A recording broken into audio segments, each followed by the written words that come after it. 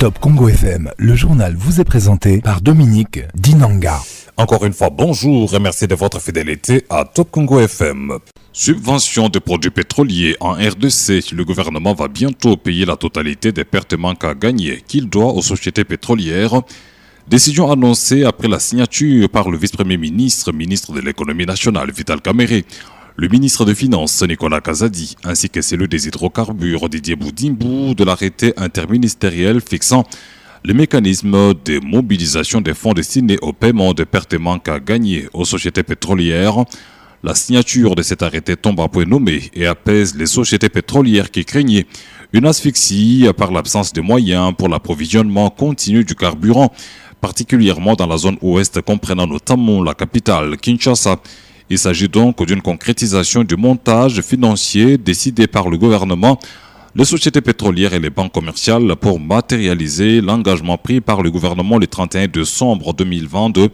Charles Nico Banza, directeur général de Engen RDC, parlant au nom des sociétés pétrolières, a vivement salué l'implication du vice-premier ministre, ministre de l'économie nationale, Vital Kamerhe, pour aboutir à ces résultats. Aujourd'hui, la dette de l'État était montée à un niveau très élevé, bloquant tout le système et les sociétés ne pouvaient plus avoir suffisamment de stock auprès des fournisseurs, ne pouvaient même plus se payer entre elles et ne survivaient que dans un état de pratiquement quasi faillite.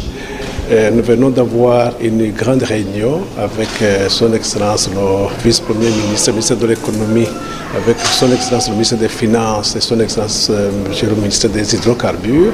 Son Excellence le vice-premier ministre, ministre de l'économie nous a donné des solutions tangibles et nous avons été promis un petit paiement pour donner un peu d'oxygène afin de pouvoir attendre une deuxième solution qui serait un recours, un prêt auprès des banques. Les trois ministres ont signé un arrêté devant nous, ce qui, sincèrement, nous donne une grande confiance et nous sommes d'autant plus confiants que depuis le début de l'installation de son Excellence, Monsieur le Vice-Premier ministre et ministre de l'Économie, toutes ces promesses ont été honorées sans aucune exception.